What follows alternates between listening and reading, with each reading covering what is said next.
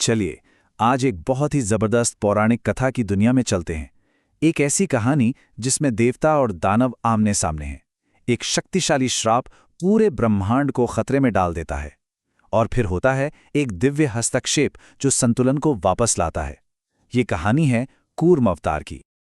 और इस पूरी कहानी की शुरुआत होती है एक बहुत ही नाटकीय मोड़ से, ऋषि दुर्वासा का एक शक्तिशाली श्राप। ये शब्द राजा इंद्र के अहंकार का नतीजा थे, एक ऐसा अहंकार जिसने ब्रह्मांड के संतुलन को ही बिगाड़ कर रख दिया। तो चलिए थोड़ा और गहराई में उतरते हैं। सवाल यह है कि आखिर ऐसा हुआ क्या था? देवों के राजा इंद्र को इतना विनाशकारी श्राप क्यों मिला? जानते हैं कि इस श्राप का असली कारण क्या था और स्वर्ग तथा पृथ्वी पर इसके क्या परिणाम हुए। तो किस्सा कुछ यूं है कि ऋषि दुर्वासा ने इंद्र को एक दिव्य माला भेंट की, लेकिन अपने ऐश्वर्य के घमंड में चूर इंद्र ने उसका अनादर कर दिया। उन्होंने उस माला को अपने हाथी ऐरावत के सिर पर डाल दिया, जिसने उसे जमीन पर फेंककर कुचल दिया। बस इस अपमान से ऋषि दुर्वासा इतने क्रोधित हुए कि उन्होंने श्राप दे दिया कि तीनों लोग अपनी सारी समृद्धि और शक्ति खो देंगे। और हुआ भी बिल्कुल वैसा ही। देवता शक्तिहीन हो गए और जल्द ही असुरों से युद्ध हार गए। अब सोचिए, जब ब्रह्मांड में चारों तरफ अराजकता फैल गई और देवता पूरी तरह से शक्तिहीन हो गए, तब वो सब हताश होकर परम संरक्षक भगवान विष्णु की शरण में गए। और विष्णु ने जो योजना बनाई वो किसी ने सोची भी नहीं थी। भगवान विष्णु की योजना थी समुद्र मंथन, यानी क्षीर सागर का महान मंथन। ये एक बहुत ही बड़ा काम था जिसका एक ही लक्ष्य था, अमृत यानी अमरता का दिव्य पेय हासिल करना, ताकि देवताओं की खोई हुई शक्ति वापस आ सके। और यहां पर भगवान विष्णु की सलाह बहुत दिलचस्प है। कितनी प्रैक्टिकल और रणनीतिक सोच है। उन्होंने समझाया कि महान काम करने के लिए कभी-कभी दुश्मनों से भी हाथ मिलाना पड़ता है, और यही इस पूरी योजना का आधार था। तो प्लान कुछ ऐसा था। सबसे पहले असुरों के साथ एक अस्थायी संधि करो।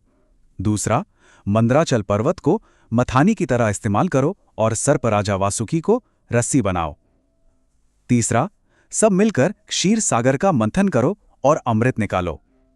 और सबसे जरूरी बात, विष्णु ने चेतावनी दी कि रास्ते में जो भी दूसरे खजाने निकलें, उनके लिए लालच या गुस्सा बिल्कुल नहीं करना है।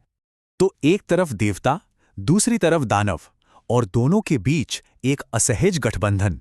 इसके साथ ही शुरू होता है ब्रह्मांडीय सागर को मथने का वो विशाल काम जो इतिहास में पहले कभी नहीं हुआ था। अब देखिए, असुरों ने अपने घमंड में सर्प वासुकी का प्रतिष्ठित सिर पकड़ने की मांग की, और भगवान विष्णु की सलाह पर देवताओं ने बड़ी चालाकी से पूंछ पकड़ना मान लिया। ये एक छोटी सी बात लग सकती है, लेकिन आगे चलकर ये बहुत ही महत्वपूर्ण साबित हुई। लेकिन सब कुछ ठीक चल रहा था कि तभी एक बहुत बड़ी मुश्किल आ खड़ी हुई। विशाल मंदराचल पर्वत का कोई आधार ही नहीं था और वो धीरे धीरे समुद्र में डूबने लगा। एक पल को तो लगा कि ये महान काम शुरू होने से पहले ही खत्म हो जाएगा। और यहीं पर होता है वो दिव्य हस्तक्षेप। भगवान विष्णु ने लिया कूर्म अवतार, यानी एक विशाल कछुए का रूप, और डूबते हुए मंदराचल पर्वत को अपनी पीठ पर सहारा दिया। उन्होंने मंथन के लिए एक ऐसा स्थिर और अटूट आधार बना दिया जिसकी किसी ने कल्पना भी नहीं की थी। जरा इस अवतार के आकार का अंदाजा लगाइए। उनकी पीठ का विस्तार 1,00,000 योजन था। ये इतनी विशाल थी कि उसने पर्वत के लिए एक मजबूत आधार बना दिया। इससे पता चलता है कि इस ब्रह्मांडीय मंथन को स्थिर करने के लिए कितनी दिव्य शक्ति की जरूरत थी। अब जब मंथन स्थिर हो गया था, तो जैसे जैसे रफ्तार बढ़ी, समंदर अपने अंदर छुपे राज उगलने लगा। उसने अपने सबसे बड़े खजाने और अपने सबसे भयानक रहस्य दोनों को बाहर निकालना शुरू कर दिया।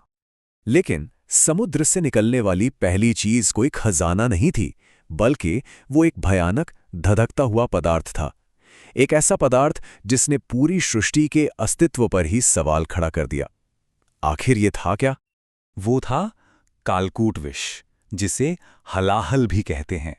एक ऐसा जहर जो इतना शक्तिशाली था कि पल भर में पूरे ब्रह्मांड को नष्ट कर सकता था। देवता और दानव दोनों ही इसे देखकर डर से कांप उठे। जब कोई रास्ता नहीं बचा, तब भगवान शिव आगे आए। उन्होंने पूरी सृष्टि को बचाने के लिए उस पूरे जहर को पी लिया। जहर उनके गले में ही रुक गया, जिससे उनका गला नीला पड़ गया, और तभी से उन्हें नीलकंठ यानी नीले गले वाला कहा जाने लगा। आखिर में वो चीज निकली जिसका सबको इंतजार था, अमृत। लेकिन इसे लेकर देवताओं और असुरों में भयंकर लड़ाई छिड़ गई। तभी भगवान विष्णु ने एक दिव्य सुंदरी मोहिनी का रूप धारण किया। असुर उनकी सुंदरता में ऐसे खो गए कि उन्होंने मोहिनी को ही अमृत बांटने दिया, और मोहिनी ने बड़ी ही चतुराई से सारा अमृत सिर्फ देवताओं को पिलाया, और इस तरह ब्रह्मांड में संतुलन को फिर से स्थापित किया। लेकिन ये कहानी सिर्फ पौराणिक कथाओं में ही खत्म नहीं होती। इस दिव्य हस्तक्षेप की विरासत आज भी जिंदा है, एक अनोखे वास्तविक पूजा स्थल के रूप में, जो इस कथा को सीधे इतिहास से जोड़ता है। यह है श्री कूर्मनाथ स्वामी मंदिर, जो आंध्र प्रदेश में स्थित है। ये दुनिया का इकलौता मंदिर है जो भगवान विष्णु के कूर्म अवतार को समर्पित है, और ये इस प्राचीन कहानी को आज के समय से जोड़ता है। और इस मंदिर की बातें भी बहुत निराली हैं। यहाँ की जो मुख्य मूर्ति है वो स्वयंभू है, यानी वो खुद प्रकट हुई है, उसे किसी ने बनाया नहीं। इसकी वास्तुकला द्रविड़ और कलिंग शैलियों का एक दुर्लभ मिश्रण है, और माना जाता है कि ये मंदिर हजारों साल पुराना है। वाकई इस कथा की प्राचीनता का जीता जागता प्रमाण। तो ये बात सोचने पर मजबूर करती है ना, कि जब हजारों साल पुरानी कोई कहानी आज भी एक सक्रिय पूजा स्थल को प्रेरित करती है, तो फिर पौराणिक कथा कहाँ खत्म होती है और जीवित इतिहास कहाँ से शुरू होता है? इस पर विचार जरूर कीजिएगा।